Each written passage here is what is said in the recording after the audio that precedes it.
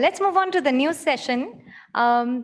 We have Mr. Avinash Vaze, and the session will be moderated by Mr. VK Jain. Can we have the audio introductions, please?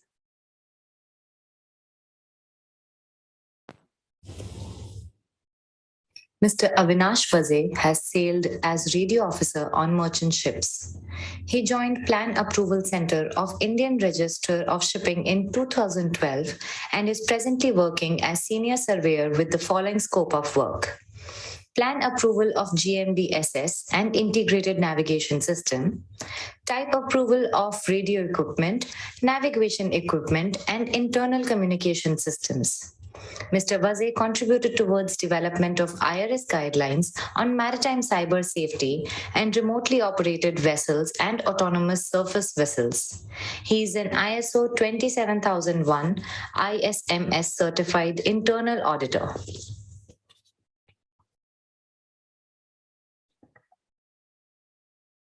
Can we also have Mr. VK Jain's introduction? Mr. Vijendra Kumar Jain graduated from DMET Kolkata 1981 to 85 batch, and then sailed for 8 years in the Great Eastern Shipping Company, with the last 1.5 years as chief engineer.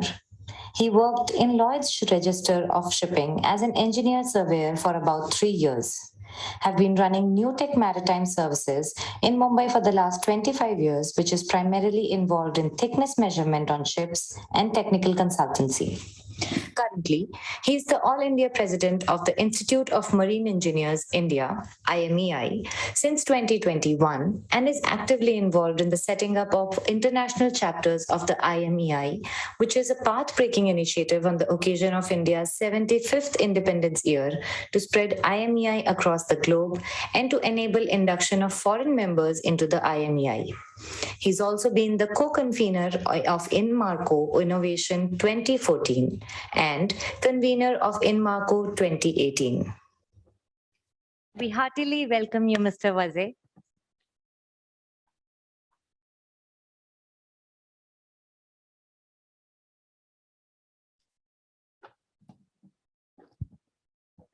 Good afternoon, everyone.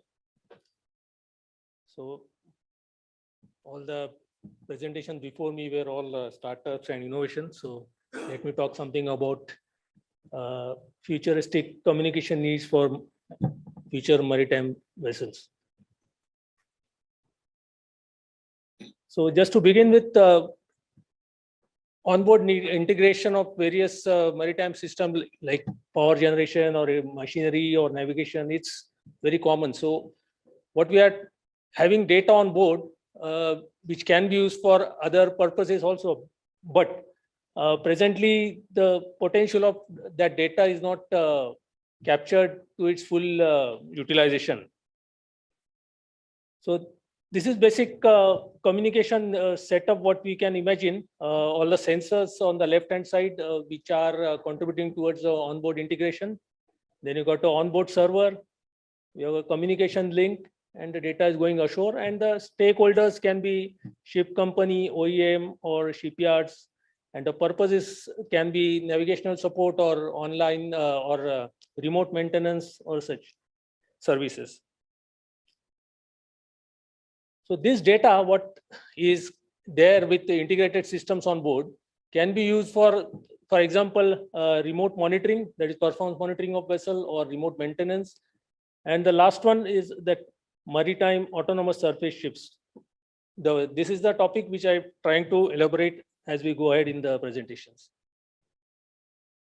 So just to begin with, what IMO has come up with during their regulation scaling activity, they have come up with these 4 levels of autonomy. That's level 1 is decision support system. Level 2, degree 2 is remotely controlled vessels, but some crew on board. Degree 3 is remotely controlled ship without seafarer on board, and level 4 is like basically autonomous, fully autonomous vessel with nobody on board. So during this remotely operated vessels, either with crew on board or without crew on board, your communication link is the major concern, because you have data and you can set up good control station, but unless you get a proper feed from the vessel, it will be difficult to control the vessel from a remote site. So these are the attributes for any communication system what you want to use for these remote vessels, being bandwidth, latency, integrity, availability, and reliability.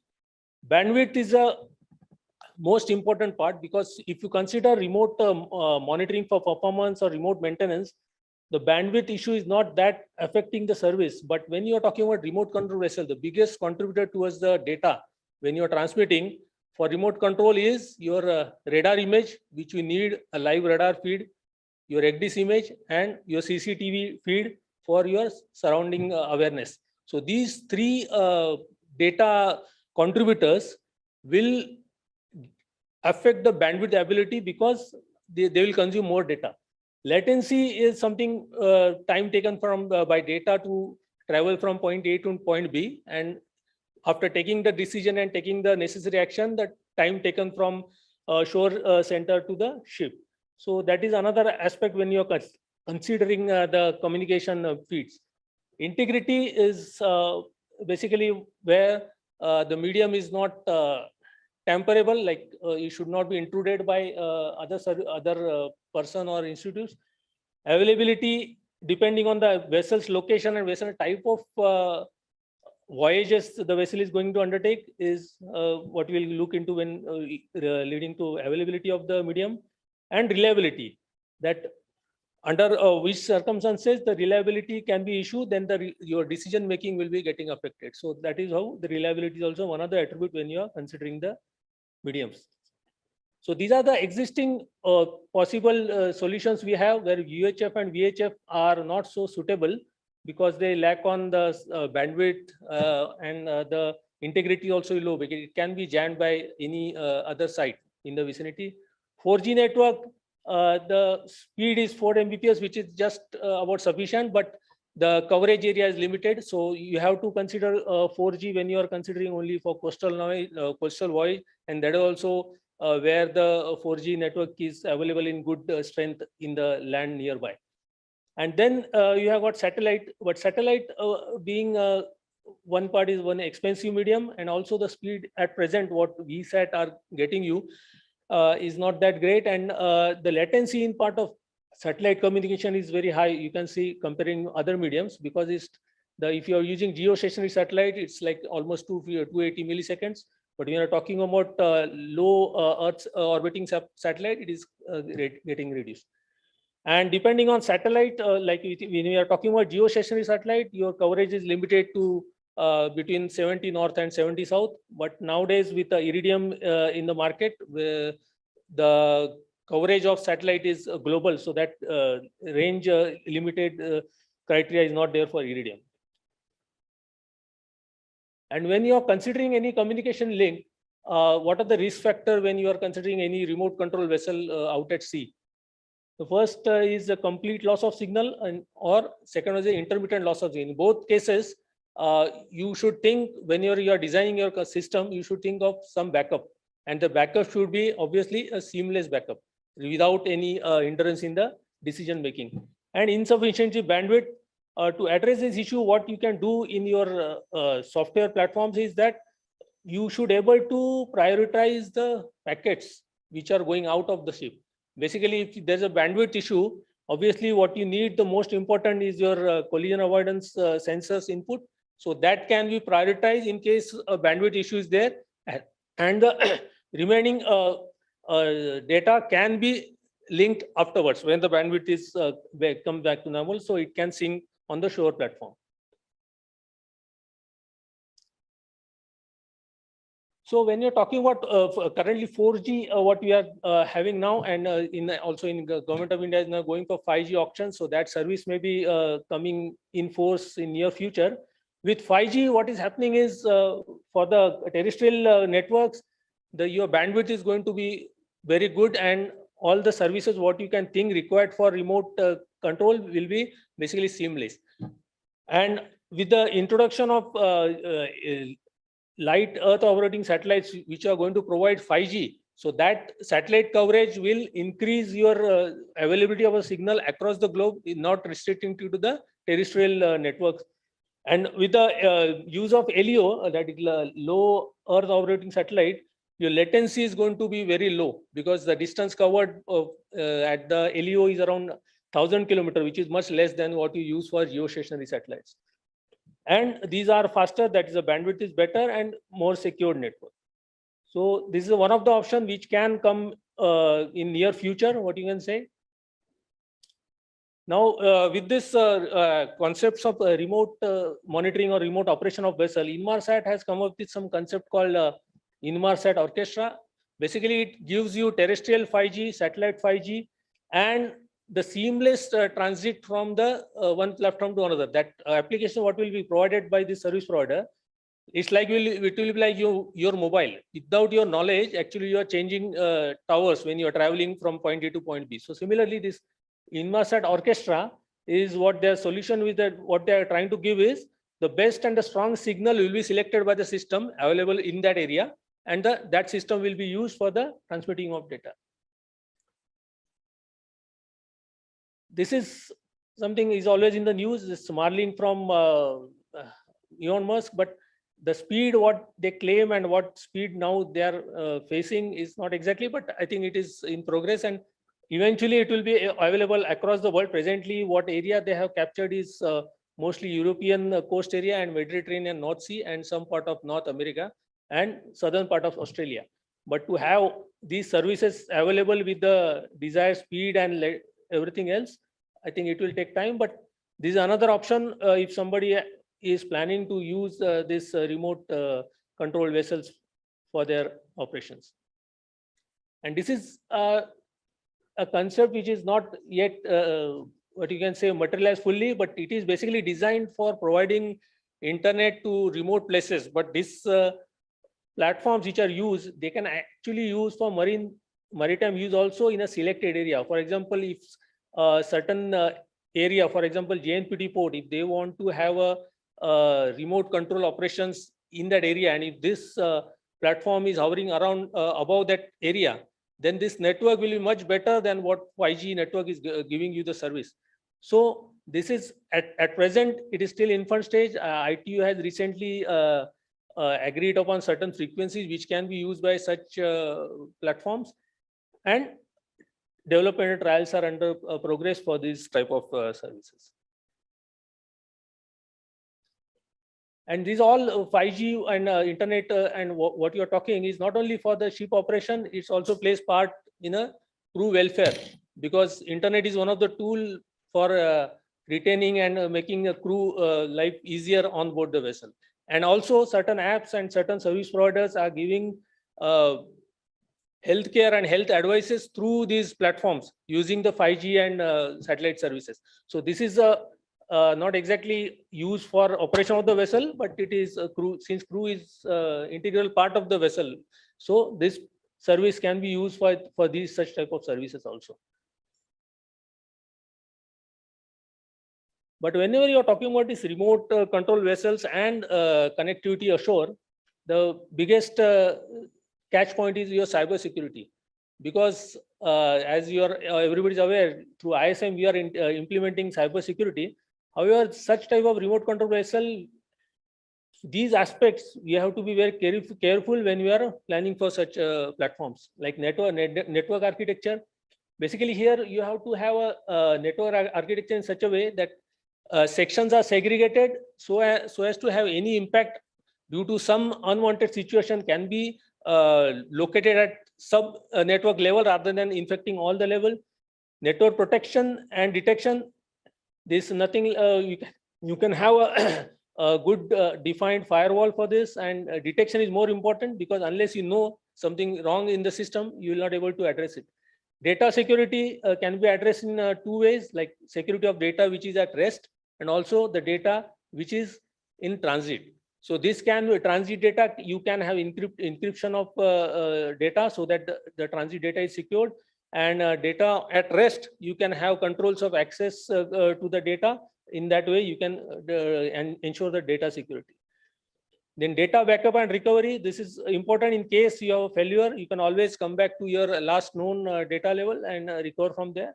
And software assurance is where when you are developing the software which are going to be used, that those software should have inbuilt features such as code security, access control. So by using those means, you can do access to software also in a secured manner.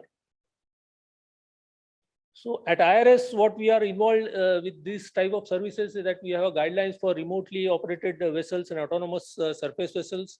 We have guidelines for maritime cyber safety. Under these guidelines, we provide class notation to merchant ships to indicate their compliance toward cyber safety. Then you have got guidelines on certification of software for computer-based control systems. And we have got classification notes for type of role of cyber security control system components. So these are the services as IRS, as a IX class society, we provide these services. So I know because lack of time, I think I rushed through the slides, but this is what we have covered. The increased data availability due to increased system integration. Then you've got ship-shore communication overview. What are the limitations of present mediums, what we have, and what are the future options we have, upcoming developments, and management of cyber risk. So with this, I conclude my slide part and yes.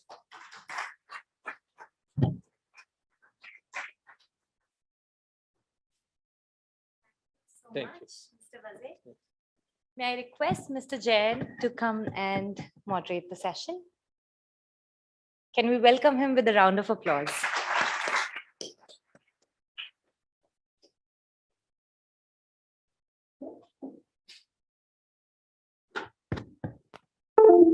Good afternoon, everybody, once again. I think Captain Nikunj Parash managed to keep us all awake with the brilliant presentation earlier, as was done earlier by Captain Dhruv.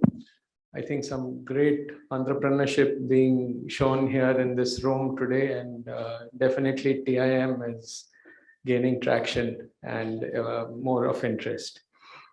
Coming to the topic at hand, ship-shore communication. Thank you, sir. Please sit. Thank you, Mr. Avinash Vaze, for a most very informative presentation. Right from the days of RT, WT, whatever, we are now on to satellites, and I would say ships have always been a little bit ahead.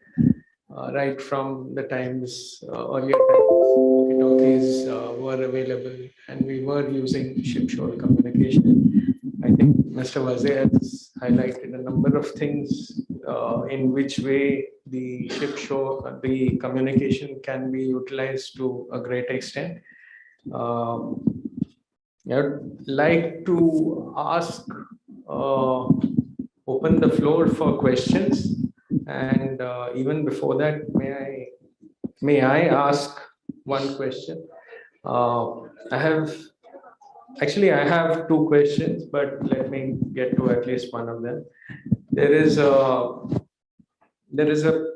a slide in your presentation where you mentioned about IRS providing services to the industry, and you listed, I think, 4 things. One was Yes, sir. Cyber security. One was something rules for autonomous ships. Also about software. So, what is the progress that IRS has made in the Indian market or even abroad? Now it is an IX full-fledged. So, how do you find the uptake for these 4 services which you have mentioned in your presentation? Yes, sir. To begin with, for autonomous vessel, we have got guidelines, and presently with one of the client, we are working out on a remotely operated vessel. At present, it is in a stage, we can say trials are going on, and at the same time, because they have certain requirements from their client. So what they are trying to do, get it certified from IRS, and we are also using our guidelines to match against that product, what is going to, because this is the first project IRS is handling.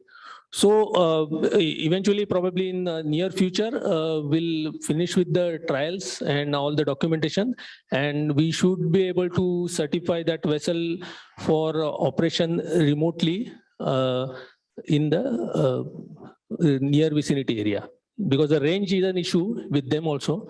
But they are using it so that it will be always within the visibility, and basically they are working with defense projects where such ships will be launched from the mother vessel, so that range is not an issue because it will be always within the vicinity. Yes, I believe the defense systems would probably take up the autonomous ships to a larger extent, as far as if you compare it with the marine. Yeah. This is what. At present, it appears like that. Basically, defense vessel, some operations such as mine sweeping operations for say a channel of the port. So it is always better to send a autonomous remote control vessel than endangering the life of the Navy personnel. Right. So this is a typical one operation where they are looking for such platform, and IRS is contributing to with the client towards the delivery. Right. Thank you so much. Thank you. I think the cyber security and the software, the services provided for the software, that is more common, but autonomous ships definitely. Which brings me to my second question. How we are aware of autonomous ships being, I think, to a very small extent, maybe Japan, maybe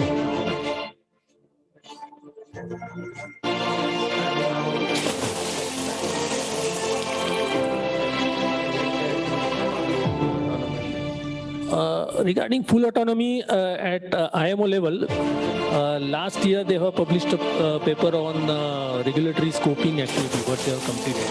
Basically, they have gone through all statutory instruments, SOLAS, MARPOLs, and etc., and how they can be applied to such platforms. That is a huge activity, and they have completed last year. And being an international nature of this type of service, I think unless the IMO comes up with some concrete guidelines, and wherein the flag also, in case of India, say Indian flag, comes up with their own guidelines, it's very difficult for any customer or for that matter IRS also to go ahead with this. In our guidelines, we have a requirement for that type of vessel. But that is, as of today, it is still not in near future, unless IMO and DG comes with some.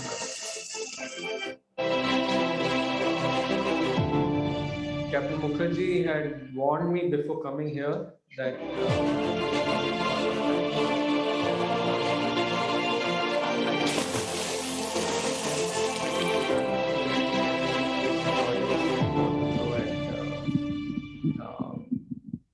Mr. Vaze.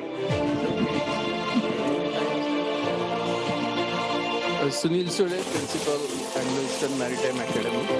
The question is not so much about autonomous vessels, it is about remotely controlled vessels. Are there any fail-proof features in case there is a link communication breakdown? What kind of redundancy or override functions are available? Thank you for your question. The presently project what we are working, the software part of that platform is designed in such a way, if there is a break in the communication link, it is designed to come back to its origin place. So that is how it is designed. So a break of communication, it considered as some failure, and the software goes through the path which has come. Because these vessels are, you can program the path and you can control also. Right. So basically, once you program the path, it goes the starting point. So once there's a breaking link or certain time lag is there, when it considers that as a failure, it should come back to the origin. Thank you, understood. Thank you, sir. In case the students have any questions,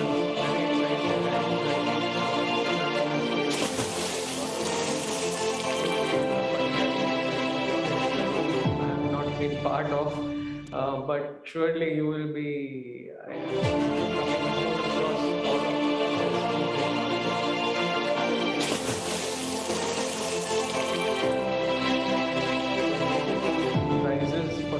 question, but you never know.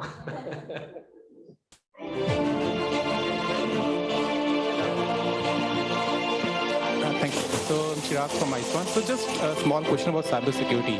How big is the issue of cybersecurity? Do you think about is that for the seafarers right now? If you can share some typical examples, how the things have happened, and is there any policy framework or any standardization around cyber hygiene on board what the seafarers should follow? Is it mandatory for them to get any kind of awareness about that? So that may help in reducing such kind of incidents of cybersecurity on board. Thank you, sir.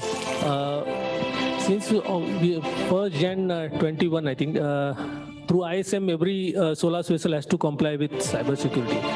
So under ISM, as everybody is aware, training is the core part. So cyber awareness for seafarer on such vessel is mandatory. During the audits and everything, it will be verified. But just give an example, I know it's short on time, but simple example where cyber hygiene is most important, that if cyber hygiene was not to be there, then consequences could have been catastrophic. There's one instance where a new vessel delivered, and that vessel has a provision to connect the onboard OT network, that is machinery and power management network, to internet. The facility was there, but at the time of delivery, the connection was not there, and the owner decided after probably some time that we should have that so that we can do remote maintenance, remote monitoring in a better way. So, but good for that company, their IT department thought of doing the penetration testing and vulnerability assessment test before connecting that system to internet. And during the VAPT, what they observed, there was a suspicious program already inside the system. With the connection to internet, it could have activated itself and taken the data or blocked the data for ransomware or something, because the ship is coming out of shipyard. So you don't know which engineer has used his laptop, which was not clean. So this is a simple thing which, if not have taken care of, it could have given a disaster. So understanding of what going wrong can improve the cyber hygiene performance of the ship crew. Thank you. Yes, I think we'll ask one last question.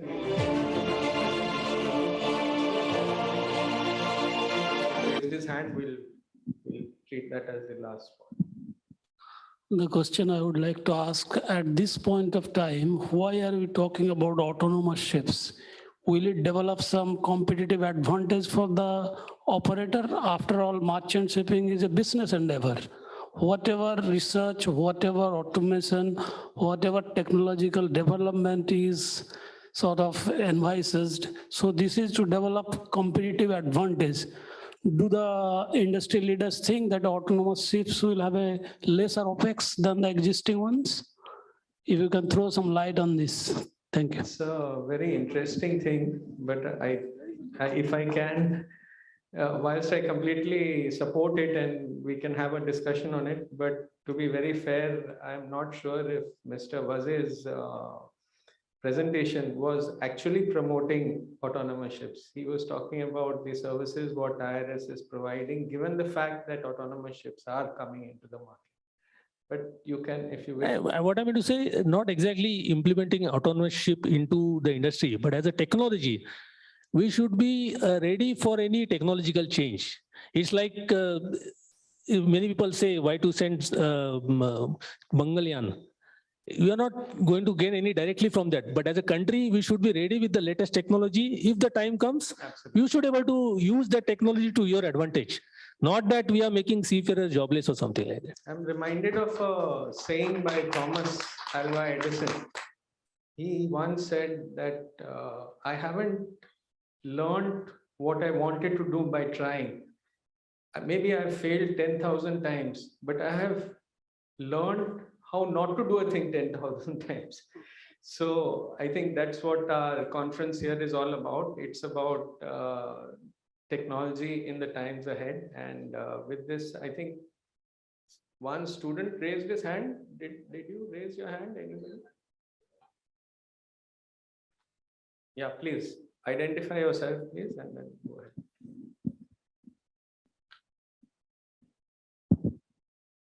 Good afternoon, sir.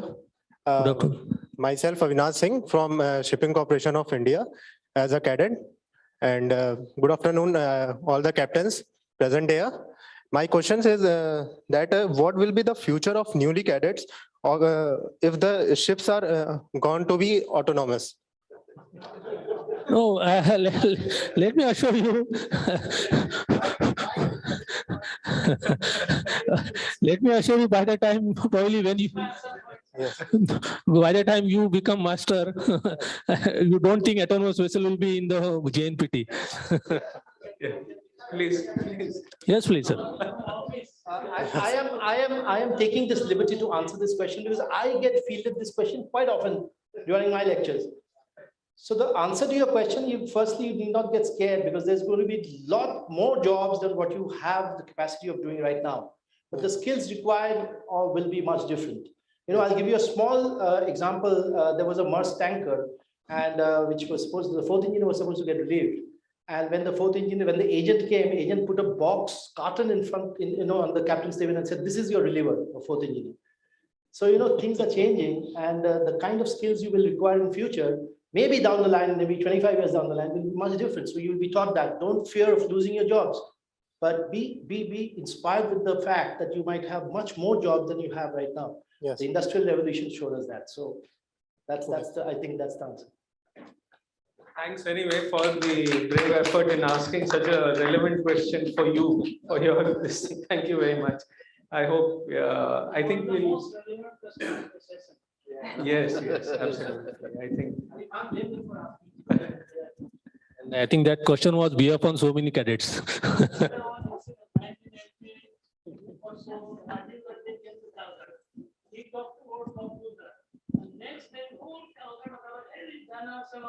No computer, all of us no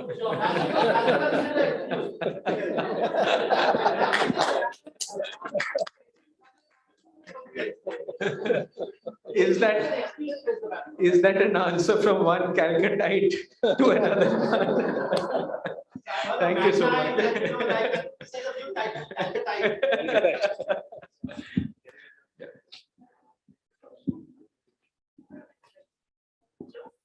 Thank you so much. Thank you so much. We are sincerely grateful to Mr. Vaze for such a beautiful, technically engaging session. Thank you, sir, for such an amazing moderation and your intervention and your inputs, Captain Shaukat's inputs towards the end of it. Can I request Captain Dhruv to present mementos to Mr. Vaze as well as Mr. Jain?